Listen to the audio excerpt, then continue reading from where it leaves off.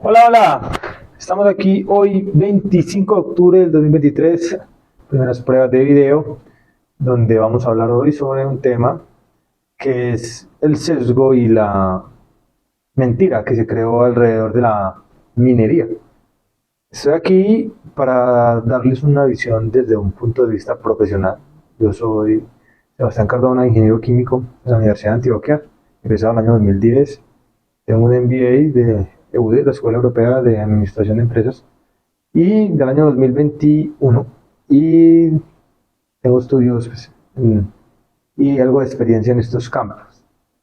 Lo que les voy a hablar no representa un consejo de inversión y es importante aclarar que voy a hablar como una persona profesional y quiero hablarles desde un punto de vista objetivo, no desde un punto de vista comercial, y aclarar dudas siendo muy sensato y hablando de los pros y los contras de los temas positivos y negativos que representa este sector económico. La minería, años atrás, el presidente Santos, expresidente y Nobel de Paz, determinó que iba a ser una de las locomotoras de la economía colombiana, pero su proyecto no pudo llevarse a cabo debido a que muchas personas no compartían su visión. Intentó formalizar el sector, dio plazo hasta el año 2013 para que la gente se legalizara y escribiera las solicitudes de legalización. Ese tema no prosperó. La tasa de legalización minera es bajísima, es más alto el porcentaje de error de una encuesta que la formalización en Colombia. Por eso, teniendo tanto oro en Colombia, no somos de los mayores productores. Adicionalmente, con factores como el lavado de activos, en el cual empresas como Goldex empezaron a dañar el panorama y se empezó a estigmatizar el sector minero, en el cual ya se le colocó apellido, ya no es minería, sino minería ilegal, minería criminal, debido a las jugadas que hacían para blanquear dinero de otros negocios ilícitos, en los cuales matemáticamente un kilo de oro que podía valer entre 30 $40,000, cuando la onza estaba a 1100, 1200, es muy semejante al precio que tenía la cocaína. Entonces, pues, no podemos tapar el sol con un dedo de que este país es parte de ese negocio y del conflicto. Muchas personas, cuando no existían estos trámites y estas regulaciones y el negocio funcionaba de forma tan informal, la gente que trabajaba en ese negocio pues exportaba la coca. De eso hay muchos estudios y mucha información pública. No es que Sebastián dice, la DEA, todo el tema en los aeropuertos mostraban cómo se hacía el tema de devolver el dinero que obtenían los narcotraficantes en otros países a través de comercio de oro. Entonces, el tema es sencillo. Usted no puede andar en un aeropuerto con más de $10,000 sin declarar. Necesitaría una declaración de origen de fondos lícitos para poder entrar ese dinero en efectivo. Y no recuerdo en el momento del tope, pero usted no puede viajar con grandes cantidades de dinero debido a que pone en riesgo la seguridad del vuelo. Que lo maten a usted o estrellen en un avión por robarse una plata. La seguridad aeroportuaria es muy importante, entonces pues exigen que usted ande con esos dineros bancarizados. Es muy importante estar bancarizado en este negocio. Entonces la gente que corona un kilo de cocaína, ¿qué hace? Usted le puede volver con $10,000, pero un kilo de coca vale 10, no, un kilo de coca vale 40, 50, $60,000 al día de hoy, dependiendo del punto donde lo entreguen. Entonces usted puede traer 10,000 y casi con los otros 30, 40, $50,000. Usted no tiene cómo, entonces pues, muchas personas anteriormente contrabandeaban, compraban mercancía, traían la mercancía, la lavaban, aquí la vendían y recuperaban la plata, pero se demoraba mucho. Implica montar empresas, implica tener locales, empleados, vender los productos al menudeo, buscar un margen y muchas veces esa mercancía tampoco le hacían papeles y el contrabando inundó este país y eso pues, desde los 70, 80, 90, eso ha sido aquí, desde la bonanza marimbera ha sido un tema complejo. Entonces la gente encontró que con el oro era fácil, un kilo de oro es una barrita que no es muy grande, un kilito, una barrita de estas. Y esto cabe en cualquier bolsillo. Y es muy discreto. Estoy con $60,000 en el bolsillo y solucionar el tema. Mucha gente ingresó dinero hacia Colombia y pues, el tema de los detectores de metales empezó a alertar este problema, por eso digo que la seguridad aeroportuaria fue importante. Y se empezaron a dar cuenta de que había gente que estaba trayendo los lingotes para venderlos en Colombia y hacían declaraciones de que eran falsos mineros. Por esa parte empezó a caer la mentira, porque más rápido cae un cojo que un mentiroso, donde los mineros, presuntos mineros, sacaban oro de diferentes municipios sin tener títulos ni concesiones, y en ese momento pues era normal vender oro porque no estaba muy formalizado el sector. Y usted esos $60,000 que ya los había comprado en oro en Estados Unidos, sean de minería o cadenas o joyas, usted los trae y los vendía aquí en Colombia. El Banco de la República mismo les compraba, o otros comercializadores como Goldex, que fue una de las que destapó el enredo. Y aquí creaban empresas falsas y falsos proveedores y pagaban impuestos, y empezaron a caer también porque pagaban regalías en municipios donde no hay minería. Es muy curioso y chistoso que municipios como por ejemplo Amagá es un municipio donde es tradicionalmente minería de carbón, terminaron pagando regalías, y pueblos así que no son netamente agrícolas o tienen minas de otro tipo, les pagaban minería en regalías o impuestos de oro, y ahí fue que se empezó a destapar el escándalo. Entonces, ¿qué pasó? Mucha gente pues vio que eso era muy rentable, legalizaban la plata y pues también montaron la fachada. Si usted es minero, pues cómo no va a tener una máquina. Y la gente empezó a comprar máquinas y a meterse sin permiso, y este país se volvió un desorden. Y empezó a haber mucha minería ilegal, y entre esos pues también aparecieron criminales y gente que está ligada al narcotráfico y a los grupos delincuenciales, y terminaron pues los mismos grupos teniendo sus propias máquinas. Eso funcionó así hasta que regularon el tema y el sector se apretó. Se apretó a un punto que ya no dejan vender oro sin ROCOM, no te dejan vender si no tienes título, y pues la venta de maquinaria amarilla también cayó muchísimo. Ya no hay ese apogeo, esa bonanza que hubo antes, porque ya usted tiene que demostrar el origen de fondos con lo que está comprando la máquina, tiene que poner un GPS para demostrar que está trabajando en la zona que está titulada, no se puede salir de las coordenadas, porque eso aquí esa retro parecían taxis que se iban de un lado para otro escarbando. Y es ahí donde les quiero contar. Ese es el origen, la introducción de este video. Porque Pirri y otros cuantos periodistas independientes que en su buena fe y en pro de una labor informativa, mostrando los problemas que había en el momento, y por eso soy muy sensato y reconozco todos los problemas que han habido y lo que pasó, no tapa el sol con un dedo, y empezaron a informar esos desastres y todo lo malo y todo lo que traía, plata ilegal, gente sin educación, con tanto dinero, tantas armas, tanto conflicto. La minería empezó a ganar una mala fama, pero como tal, el problema no es inherente a la minería. La minería no está haciendo daño, lo que pasa es que hay unos actores en el conflicto que están haciendo las cosas mal, y gracias a Dios han salido en gran parte, casi en su totalidad, y el sector ahora está muy abandonado porque la gente quedó con un estigma, la gente lo ve mal, y es ahí donde las personas ya no se animan a invertir en él, aún así ya se haya saneado desde la parte de dineros ilícitos con el Sagrilaf, con la bancarización, con los RUCOM, con los títulos. Aún así ya la gente ya quedó con el estigma. Yo quiero hablarle de que existe un nuevo mundo, una oportunidad de hacer las cosas bien hechas. Hay varios países que son líderes en producción minera y todos son del cono norte.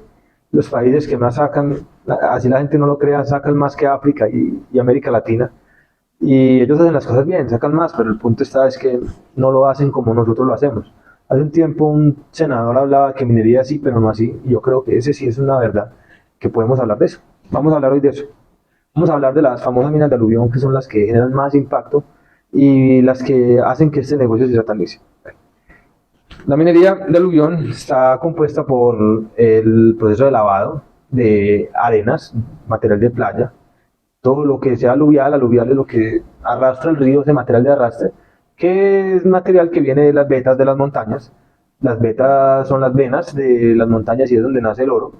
Nace, llamémoslo así, pues, porque no se regenera, es un recurso no renovable, el cual no viene solo, viene acompañado por unos minerales que, en la medida que el agua va naciendo por estas rocas porosas, por ahí fluyen las corrientes subterráneas, salen a la superficie como aguas superficiales, ríos, quebradas, arroyos, y van oxidando esos metales cuando están en contacto por los poros, y ese material se oxida y se degrada y se desmorona.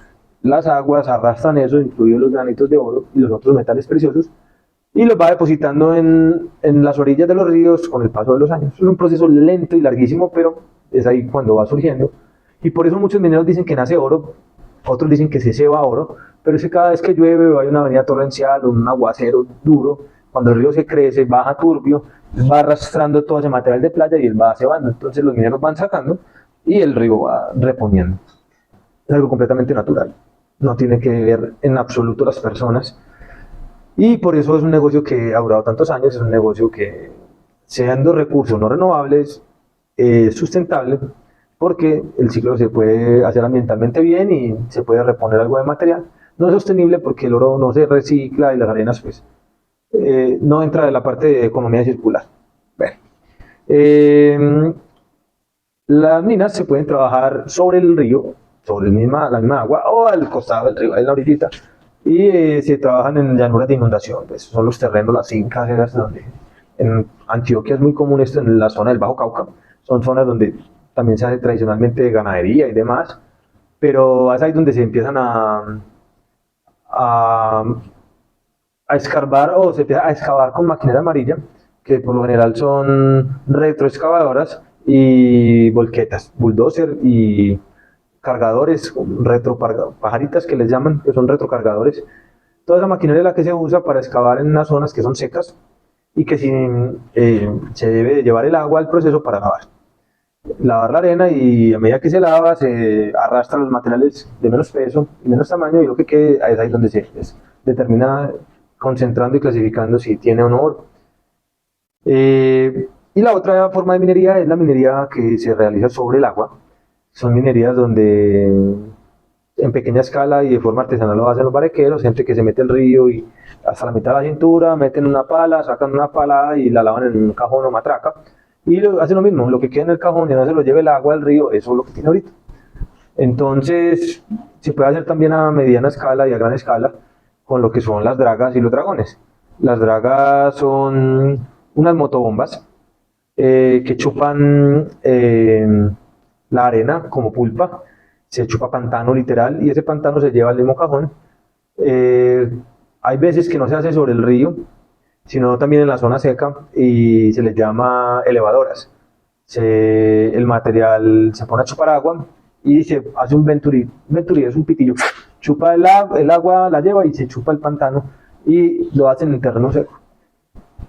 Esas dragas son básicamente bombas sobre flotadores. Las bombas pues, son motores que tienen un impeller que hace una succión y una descarga. Y la succión puede variar siendo mangueras o tubos. Cuando son mangueras son flexibles y se pueden mover, y implica el uso de un buzo.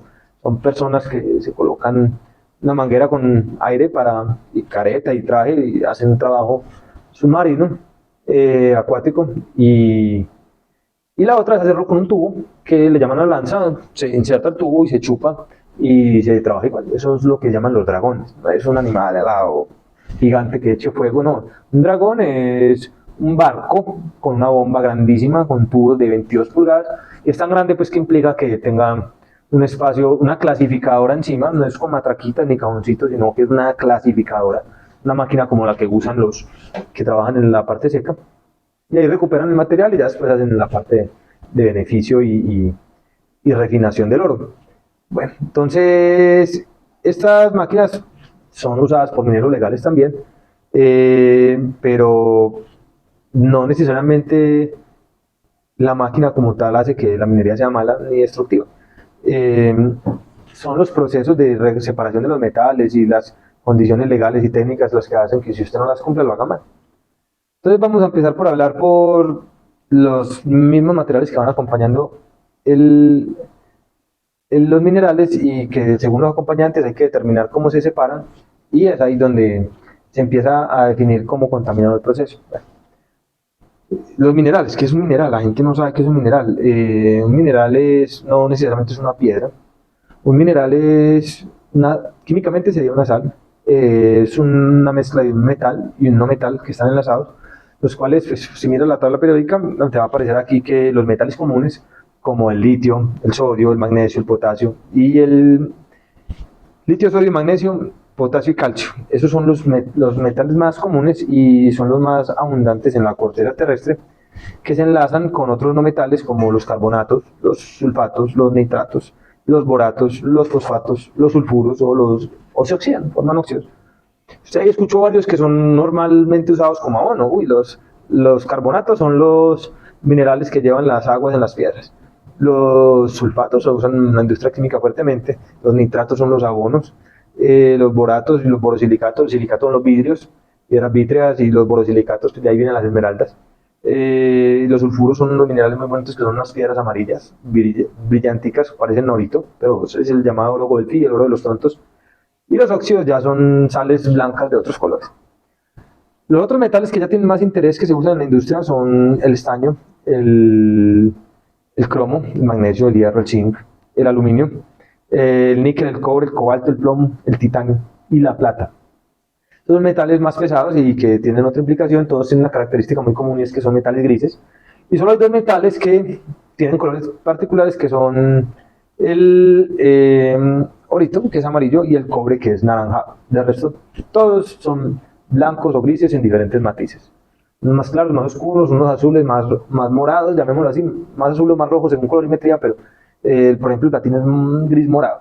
Entonces, pues no morado así lila, no, un tenue brillo. Bueno, estos minerales que acompañan esta industria son oxidables, por eso tienen un menor valor y por eso no han sido considerados preciosos como para considerar los respaldos de monedas. Los metales preciosos son el oro, el platino, el paladio, el iridio, el osmio, el remio y el rodio, el rutenio. Son metales muy escasos que inclusive hay más de esos metales identificados en las estrellas y en los asteroides que aquí. Y por ser tan escasos, pues tienen tanto valor. Metales como el platino se usan en los catalizadores de los mofles de los vehículos, el paladio también. El platino se usan los sensores en la industria de la instrumentación y control, en la parte quirúrgica también. El iridio se usa para las bujías de motores de alto cilindraje. Y el osmio, remio y rodio, la verdad, son muy escasos. El rodio se usa para joyería, se rodina, es como un mercurio que da un brillo muy bonito a los metales, pero no hay grandes volúmenes de esos metales como para pensar en volverlos industriales, y además por sus altos costos. Bueno, estos metales, como no se oxidan, tienen esa gran propiedad de que se simplifican el proceso de separación de los demás. Todos ellos vienen acompañados en esos materiales aluviales o en las vetas, y los otros, que son principalmente los minerales auríferos, vienen acompañados por estos sulfuros, que los sulfuros son azufre básicamente, junto con los otros metales. Si es sulfuro con hierro se llama pirita, si es con cobre se llama calcopirita, si es con plomo se llama galena, y así. Entonces son unos metales muy bonitos. Cuando están en las vetas tienen esos colores, pero cuando se mojan y se oxidan por la acción de la humedad del aire y la intemperie, se degradan y pierden su peso y quedan como unas sales negras, blancas. Son unos tonos grises muy bonitos, y eso es lo que permite que los minerales se separen de los metales, siendo claro, los metales preciosos. Estos metales preciosos tienen una característica: son muy pesados, con densidades 22 veces más alta que el agua, como el iridio y el osmio. El platino 21 veces más pesado que el agua. El oro puro 19 veces. Cuando está legado es más o menos 15, 16, 18. Porque es con la plata tiene una densidad de 10,8, sí, 10,5 gramos por centímetro cúbico. Por eso siempre hago como la referencia al agua en condiciones estándar, temperatura ambiente. Y hay metales como por ejemplo el mercurio, que tiene una densidad de 13, el hierro una densidad de casi 8, el plomo también tiene una densidad alta. Simplifica que esos metales se separen, pero esos metales tienen esa característica de que esos sí se oxidan, solamente quedan los metales preciosos. Y las sales tienen densidades inferiores, los minerales oxidados tienen densidades menores a 4, los sulfuros una densidad de 4, los demás menos de 3. Los materiales como las gravas y las arenas tienen una densidad de 2,5 hacia abajo, de 1,8, 1,4, según el tipo de mineral, y esos son los materiales que se utilizan en la construcción, todos esos materiales de cantera y demás. Entonces esas grandes diferencias de densidad lo que permiten que se separen, y se utilizan máquinas sin mercurio para separarlos. No necesariamente se usa mercurio, sino que eso se usa por dos cosas: porque no se tiene la herramienta, que implica inversión, o no se sabe bolear bateo, que es un tema que es cansoncito, eso duele la espalda bastante.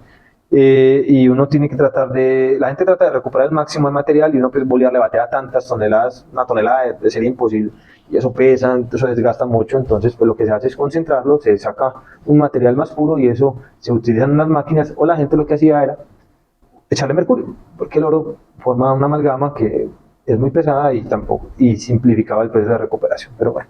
Aquí en esta foto les quiero compartir cómo se ven los minerales platinoides. Esto es una foto en Chocó. Esto es platino, que es más pesado que el oro y se muestra que dificulta más que lo arrastre el agua. Y aquí está el lorito y los demás son minerales ya oxidados que se arrastran con facilidad y así se empieza la separación. Bueno, nuestra misión como Nodara es hacer minería bien hecha de escala y mostrarles con la gente y cómo se hace bien hecha. O también les quiero ser sensatos de cómo se hace mal hecha y mostrar que tenemos una expertise, un conocimiento técnico profundo y avanzado, demostrarles cómo no se hace y que sientan la tranquilidad y la garantía de que estamos haciendo las cosas bien. Bueno, ¿cómo empieza el proceso? Se llega a una finca o a una ladera de un río donde vas a encontrar lo mismo que encontrás en cualquier finca, una manga, y el punto es que vas a empezar a hacer un corte, vas a empezar a excavar y hay que retirar una cobertura vegetal. Las licencias ambientales que exigen hoy en día los gobiernos implica la conservación de esa capa vegetal que hace la parte del subsuelo. El subsuelo son los primeros 20 metros, del suelo. El suelo son los primeros 20 metros y el subsuelo son los siguientes metros que son los que concede las concesiones mineras. Usted empieza a hacer una excavación, retira la cobertura vegetal que debe conservarse y debe de tenerse un vivero y se debe disponer en un punto de esa capa orgánica y los primeros minerales sedimentados pues, que están ahí, que por lo general se llaman rocas sedimentarias, que son materiales pues, de construcción oxidados, y esos materiales ya ahí se empieza a excavar. Por lo general la gente cuando hace el primer hueco bota la capa vegetal y eso se pierde, se mueren los animales, las especies vegetales y no se recuperan y por todos esos daños hoy en día exigen que se tenga una póliza mineroambiental para garantizar de que si usted se va y no cumple, el gobierno tenga un CDT, un seguro donde ellos pueden hacer lo que usted no hizo, que es terminar eso, o que usted lo haga voluntariamente cuando termine haciendo el cierre adecuado de la mina y se deja el terreno en las condiciones en las que estaba inicialmente. Esto es lo que no hacen los mineros legales. Los mineros los mineros ilegales lo que hacen es hacer el hueco, le sacaron la plata, se fueron y dejaron un paisaje lunar, unos cráteres, donde invierten casi que el orden del material que estaba en el subsuelo lo dejan arriba y el material que estaba en el suelo, en la cobertura vegetal queda abajo, se mueren y eso empieza un proceso de regeneración que pues, se puede dar de forma natural, pues por eso los suelos están cargados de sales y minerales, pero para que vuelvan a crecer se demora un tiempo y se puede generar unos procesos de erosivos fuertes en esa zona que puede generar graves consecuencias como lo son inundaciones en los municipios aledaños, las zonas, cascos urbanos, caseríos. Por eso es importante cumplir con los PBOT, los planes básicos de ordenamiento territorial y no hacer minería en zonas donde se tengan esas disposiciones urbanísticas. No se puede ir a hacer minería sobre las casas, debajo de las casas, ni de los asentamientos urbanos.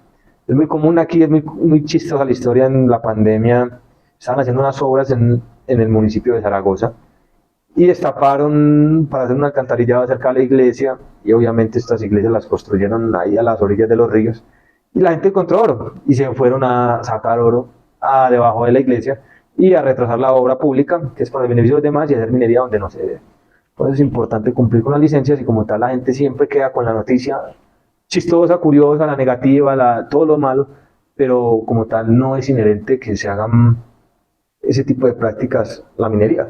O sea, la minería no es hacer daño ni tumbar una casa ni dañar las calles para ir a sacar oro, no. Hay puntos donde está permitido, sino que hay gente que lo hace mal por afán de plata. Bueno, cuando usted empieza a escarbar esa tierra, se lleva, se lava, para eso se usan pues lo que hablamos ahorita, la maquinaria amarilla, y se recoge el orito y se debe hacer dentro de unas coordenadas. Pero, ¿qué pasa cuando no se hace bien hecha y no se cumple con todo esto? Bueno, el gobierno dispone del ejército y la policía para ir a atacar esas empresas que no lo hacen bien y por lo general se hacen operativos de quema y destrucción de maquinaria. A mí me parece triste que destruyan maquinaria amarilla, maquinaria tan costosa que puede ayudar a producir y construir. Yo creería que existen alternativas diferentes a destruirlas, pues, decomisarlas, expropiarlas, no sé, lo que consideren, pero destruir capitales de 500, 1.500 millones de pesos, pues hay que decir una defecio en lo que se podrían dar a las alcaldías para arreglar vías terciarias y demás. Bueno, esa es mi opinión personal y no comprometo ni a la empresa ni al gobierno, no estoy juzgando, sino que veo las cosas desde otro punto de vista y una óptica diferente. ¿Qué respalda que la maquinaria no la quemen? Que tenga título minero, que tenga la licencia ambiental, que tenga PTO, perdón. El PTO es el Plan de Trabajos y Obras aprobado por la autoridad minera. Le digan, yo voy a hacer esto, cumplo, y usted lo que escribe es coherente con lo que hace y demuestra que tiene la capacidad para hacerlo, y ahí es donde se empieza a licenciar y a dar los títulos y las licencias. Bueno, la gente que no tiene nada de eso, vaya hacia los paisajes, unos cráteres lunares, como pueden ver acá, porque parten de un principio que no se dan cuenta de que están equivocados, y es que creen que el oro está en el subsuelo, en el suelo, perdón, está ahí en la grama y que van a empezar. El oro está en el fondo, en el subsuelo, a varios metros de profundidad. Entonces, mucha gente que hace minería sin capital y sin músculo financiero, lo que hacen es empezar a escarbar en el suelo y cuando ven que no les da, lo que hacen es pasarse de punto. Y parte por la metodología de trabajo donde pretenden que sean rentables desde el minuto 0, desde el minuto 1. Si excavan y no me dio, se van. Si excavan y no me dio, se van. Y no hacen el cierre de mina adecuado, que es ir a tapar y volver a reponer la cobertura vegetal. Y por eso quedamos con la imagen de esos cráteres lunares a las orillas de los ríos, pero es por un mal manejo y un afán de plata haciendo minería con las uñas. Por ahí alguien me dijo la verdad es que la minería no es para pobres. Y es verdad, por eso Nuvara tokeniza este negocio y busca que la gente entre con montos pequeños para hacer grandes capitales y financiar operaciones mineras que son muy rentables de forma tokenizada, como una copropiedad raíz, donde se juntan para construir un edificio y sacan 20, 200, 400 apartamentos. Lo mismo, aquí estamos buscando 200, 400 personas que inviertan 15, 20 millones de pesos para montar una mina grande, legal y rentable. Bueno, estas personas que no saben que el oro está en el fondo, pues, hacen un gran daño a la imagen, pero quiero aquí darles un parte de tranquilidad de que eso, primero la naturaleza solo lo repone en un proceso medianamente, en un plazo de tiempo medio, 2, 3 años, otra vez ya está otra vez cubierto de cobertura vegetal, pero no es el deber ser. Y lo segundo es que esos terrenos son recuperables y que adicionalmente son rentables aún, porque el oro está abajo, no llegaron a donde estaba el oro. Lo que pasa es que uno necesita tener músculo financiero para aguantar, trabajar a pérdida un tiempo mientras usted baja. Y es por eso, o lo otro es trabajar a escala, con volúmenes muy grandes, con máquinas muy grandes, que es lo que busca Nuvara, para aguantar ese periodo. Y con el poquito oro que tenga esos terrenos, mientras usted va avanzando, pues puede compensar los costos de operación y por lo menos llegar a punto de equilibrio y así no de ganancias y no sea rentable para los inversionistas de los primeros 2, 3 meses, sí sea rentable pues para la operación de cubrir lo que es nómina y gasolina, que son los primeros costos, y ya llegar a los puntos donde están los placeres donde se acumula el oro de aluvión, y ahí sí ya empezarán a disfrutar de las ganancias. Bueno, dentro de todo esto, dentro de las licencias hay que pagar el arriendo al titular minero y la servidumbre. La servidumbre es el derecho a acceder a predios que estén en el catastro a nombre de una persona, es una propiedad privada, y se paga un alquiler también, se paga un arriendo para que lo dejen a uno escarbar y con la garantía pues de que uno va a reponer y va a hacer todo eso, y la gente pues se paga en diferentes partes de diferente manera, algunos en especie, otros en dinero, unos fijos, otros en porcentaje. Culturalmente en Antioquia se paga en porcentaje y en material o en especie, pero eso es tema cultural y es ahí donde se simplifican uno aceptar el tema de los pagos, por lo menos si los quieren hacer, que la gente acepte el pago variable pero en dinero, para mostrar la trazabilidad de los pagos y llevar una contabilidad sana y ordenada y pagar los respectivos impuestos, y también para evitar el lavado de activos, ¿sí? Y la financiación de grupos ilegales y terroristas por ese lado. Entonces, mucha gente, pues hay personas que no pagan eso y se meten a fincas, invaden y hacen los paisajes tenebrosos, turbios. Es un tema peligroso en Buritica, personas que van allá a invadir terrenos y te montan 200 cambuches en unos días y te invaden la finca. Zonas que tienen mucho oro, las minas de Buritica tienen mucho oro.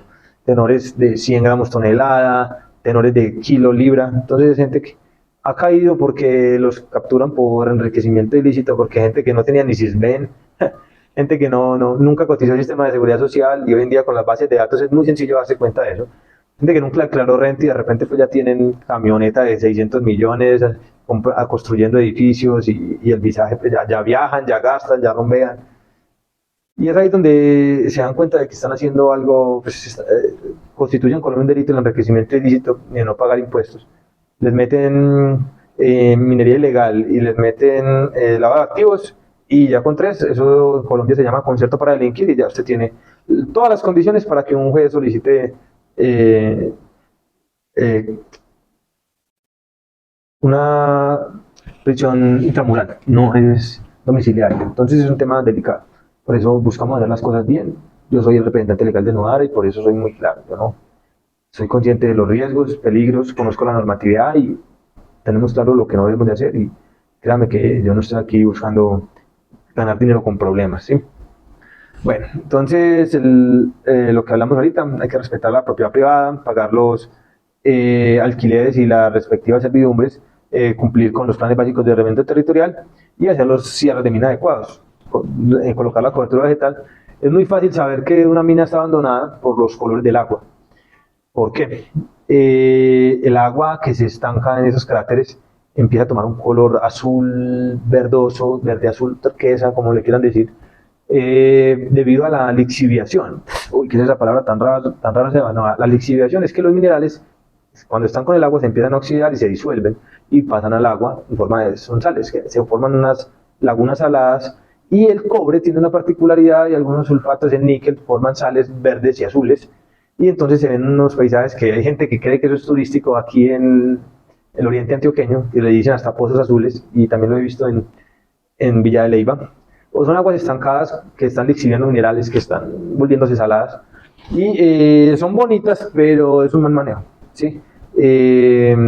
Ahí también crecen unos microorganismos pues, que hacen que esas aguas huelan maluco y demás, zancudos y demás, por eso no es lo correcto. Esa parte de generarse los respectivos drenajes y asegurar de que el agua fluya, ¿sí? Mientras que el agua esté fluyendo no van a crecer esos microorganismos que se asientan en forma de lama o biofilm, y bueno, así esas aguas pues no se hacen se suben las concentraciones de esas sales y esos metales que pueden ser nocivos. Desde que estén fluyendo se va diluyendo y no es nocivo, es un proceso completamente natural, no es ninguna trampa que yo hago como químico, eso es la naturaleza. Y hablando de esos metales que se disuelven, y vamos a hablar un poquito del proceso de cómo se hace con mercurio. La gente que no tiene máquinas para trabajar sin mercurio, para trabajar por gravedad, las mesas Whipple, los concentradores Falcon, Nelson, el Icon, lo demás, la mesa Géminis, no, todo lo que usted quiera, los trommels. Esa gente lo que hace anteriormente, le echaban mercurio líquido a los cajones donde recuperaban el material. Y me causa mucho curiosidad esta foto. Eso es 1 litro de mercurio que, gracias a Dios, ya lo prohibieron desde el 2017 en Colombia, pero hay gente que todavía lo usa en pequeñas cantidades y en otro método que ya les voy a explicar porque se volvió muy costoso. Muy costoso. Es que antes usted conseguía mercurio con 30, 50 mil pesos, unas oncitas y eso, ya hoy en día usted para conseguir necesita cientos y hasta millones de pesos. Cientos de miles de pesos. Eso pues, creo que vale como 40 millones de por una pipeta de 8 kilos. Es costoso. Yo la verdad estoy muy desactualizado eso porque no lo consumimos, pero no algo escucho, ¿sí? Más que nosotros tenemos las máquinas y no las necesitamos, pero sí soy consciente de la situación. Ese mercurio se echaba en las parrillas y el oro se iba amalgamando y el que pasara por ahí iba quedando atrapado. Y tiene una curiosidad, esta foto se las quiero mostrar. El mercurio es un líquido cristalino que fluye con mucha facilidad, pero a medida que se forma la amalgama, él va cambiando su estructura. Ya superficialmente no se ve liso como un metal que fluye fácil, sino que se vuelve rugoso como la piel de un sapo. ¿Sí? Es una textura irregular donde los granitos van quedando atrapados y se ven unos morritos o unas rayitas, y ya el mercurio usted lo mueve y ya no fluye, ya se vuelve como un mazapán. No sé si han tratado de robar un mazapán, y pierde esa característica de fluidez. Entonces así es que recuperan el mercurio las personas, recuperan el oro con mercurio, y ya ahí pasa un proceso de filtración, que es lo que le dicen el trapo, que ese material lo pasan por un poliéster, una pañoleta, ¿vale? Y lo escurren, lo apretan y sale el mercurio líquido por los poros y los granitos de oro quedan ahí. Esa foto les quería mostrar, se ve aquí el agua como baja por la parrilla, se ven los granos blancos ya amalgamados y azogados.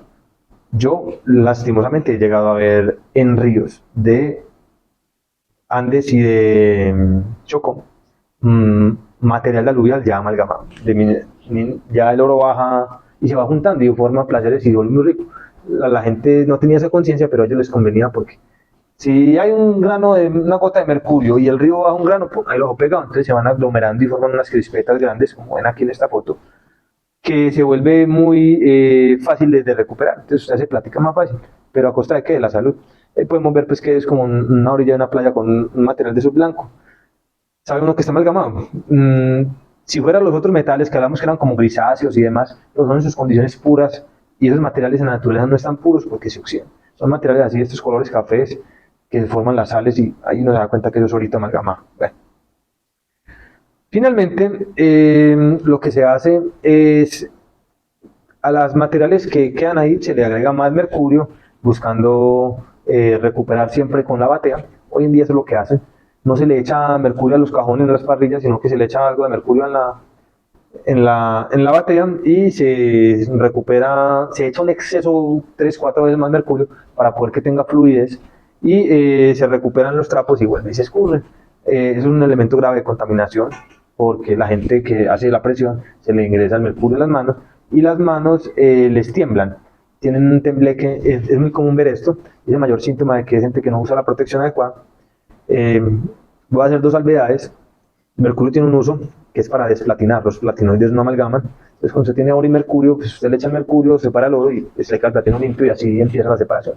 Porque el oro y el platino tienen densidades muy semejantes, la densidad del oro 19 y la del platino 21. Entonces, no se separan con facilidad.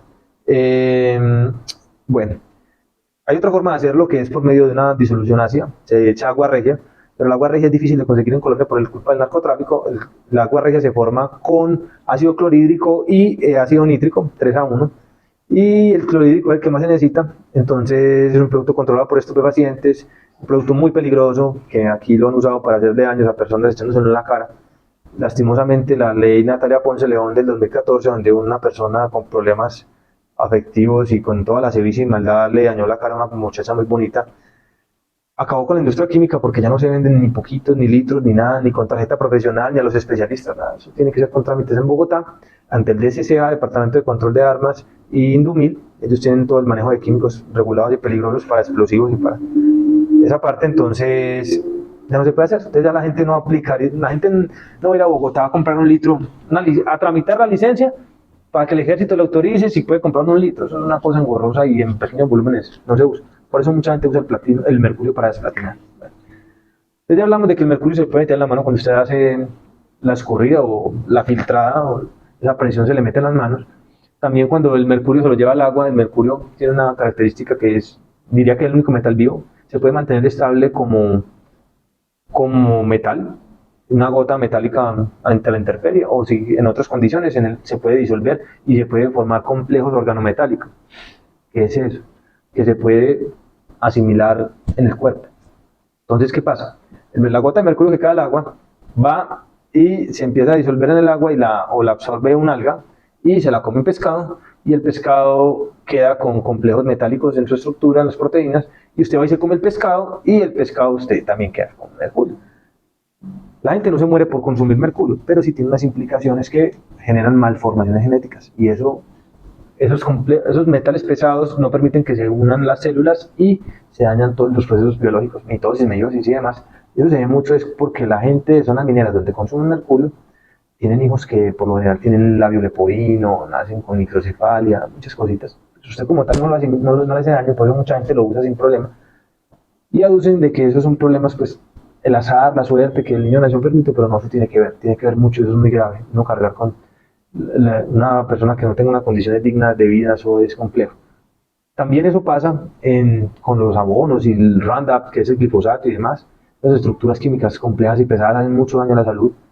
y les hablo con toda la franqueza, no las apoyo, no las promuevo, pero les quiero exponer el caso de qué es lo que pasa, y es por eso pues que como tal las malformaciones no son inherentes al mercurio, ¿no? Hay otros materiales también desde la agricultura vienen, pero es concientizar el problema. Por eso queremos hacer minería legal sin mercurio, para que se haga sin ese tipo de implicaciones sociales.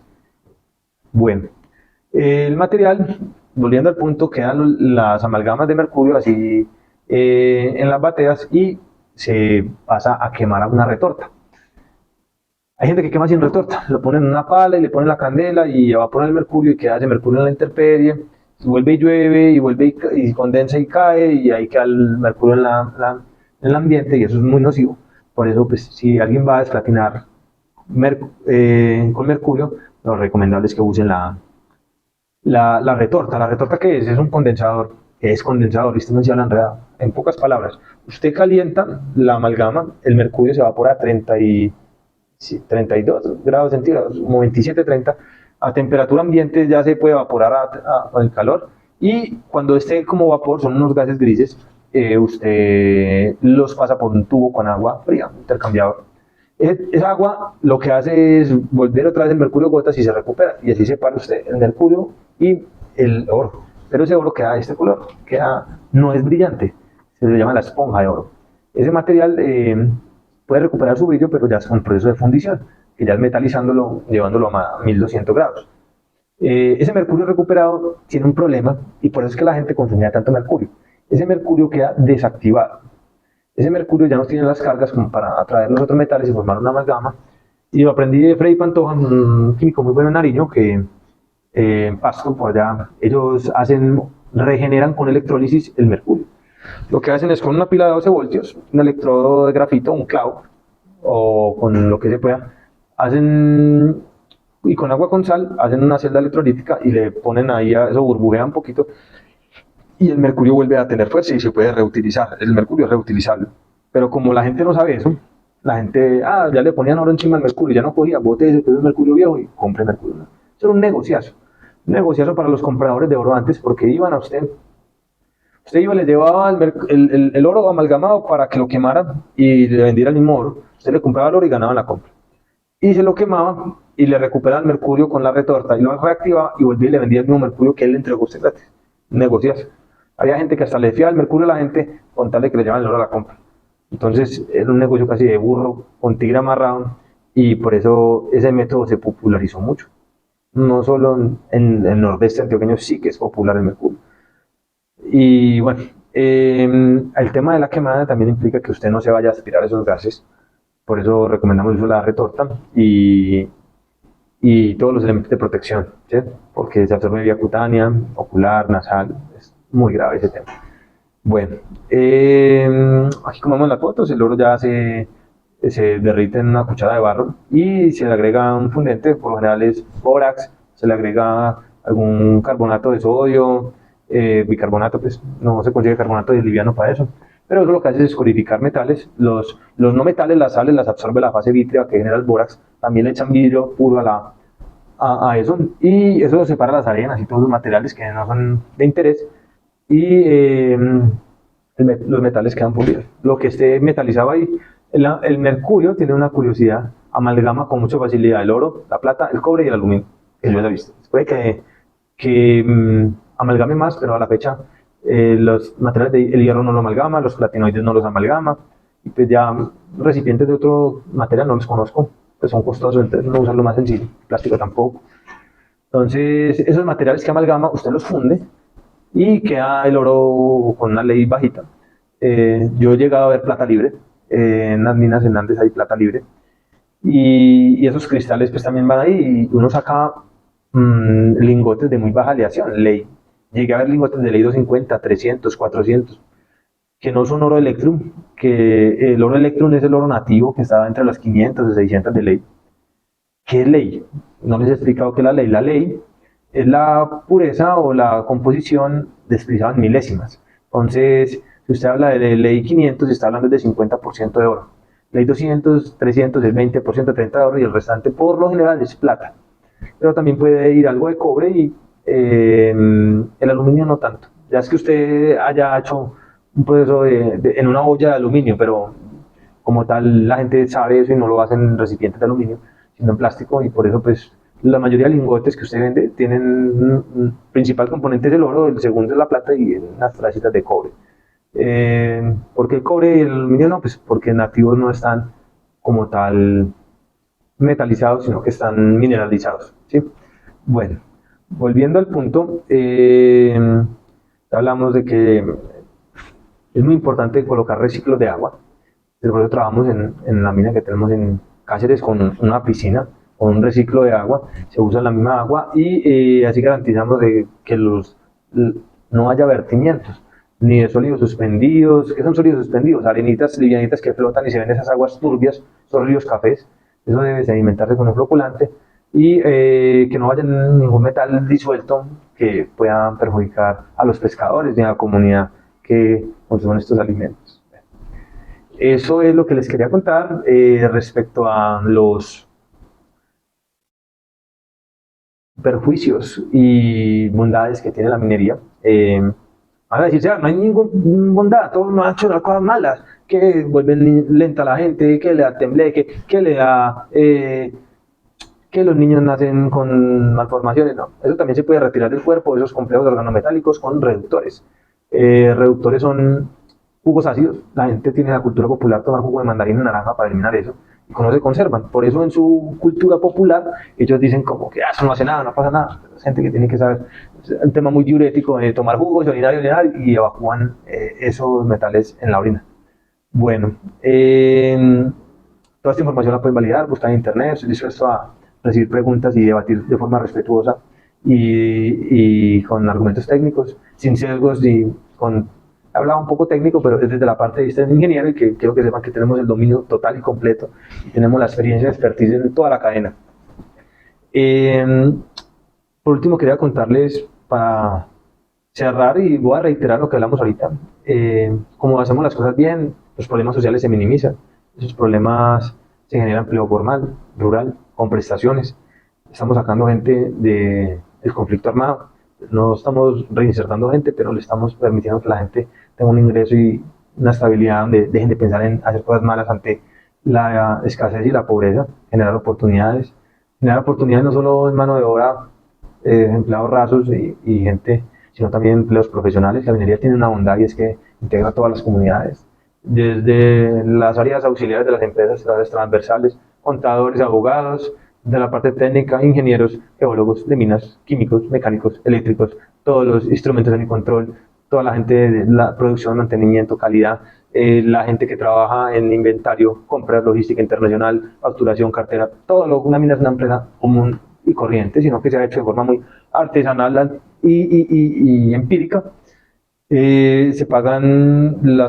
Se generan pagos de regalías, se pagan los impuestos, se paga renta, 4 por mil, estamos bancarizados, gana el gobierno, ganan los bancos, la renta va al gobierno nacional, las regalías van a los municipios definen qué hacen con los presupuestos, y eso genera oportunidades. No hay una garantía como tal porque depende del mandatario, pero de que inviertan ese dinero en vías, acueductos, escuelas, generar más oportunidades y acabar con la inequidad en este país, y donde todos podamos ganar. Y los inversionistas, es más que los inversionistas, un negocio que genera el 25% de margen en la extracción, que después de impuestos puede estar entre el 15 y el 18% neto después de impuestos, y que estimamos para una inversión de 1.3 millones de dólares que genere 10 kilos, que son $600,000, y después de gastos puede generar impuestos, una renta que genere entre el 6 y el 8% al mes. Eso es bendito, son números grandísimos que al año puede llegar a ser entre el 80 y el 100% de efectivo anual de renta, si se considera lineal la producción mes a mes. A medida que uno baje puede subir la producción y puede ser más rentable las minas con el tiempo, pero no es lineal. Puede que haya puntos donde baje y haya meses donde llueva y haya meses donde cambie, y esto es un negocio que depende de la productividad. La productividad necesitamos la concentración del oro en el punto, la productividad, que la gente vaya, que se hagan las personas adecuadas, haciendo las funciones correctas, del método correcto, que se saquen los kilos de oro necesarios, que se venda el precio pues fluctúa, pero no tiene fuertes variaciones, y se espera que en los últimos años, el próximo año crezca. Yo no apoyo la guerra, pero lastimosamente, pues, o benéficamente, la guerra hace que como activo refugio el precio del oro suba, y por eso nos veríamos beneficiados. y además de todo el contexto internacional, pues, la deuda de Estados Unidos, que creería, sin afirmarlo, que ellos tienen intereses en la guerra debido a que eso les ayuda a solucionar el tema de la deuda. Entonces, hay una gran oportunidad, hacer minería bien hecha. Eh, puede llamarme, puede escribirme, tiene mis números de contactos, estoy en la página web y podemos hablar de detalles para que conozcan más al detalle. Si quieren ver la documentación, está pública, está en Drive, tiene los enlaces también para que la vean. Y así podemos hablar de cómo construir negocios legales, sólidos y muy rentables. Un negocio que tiene entre el 80 y 100% de retorno al año, en 5 años te da el 300% de margen. No son números de pirámide, no es una estafa, es la minería la que carga con la cruz y la estigma, porque la gente que hacía cosas malas se metió primero con él, fueron los pioneros, pero eso no significa que ellos sean los malos. Éntrele al negocio.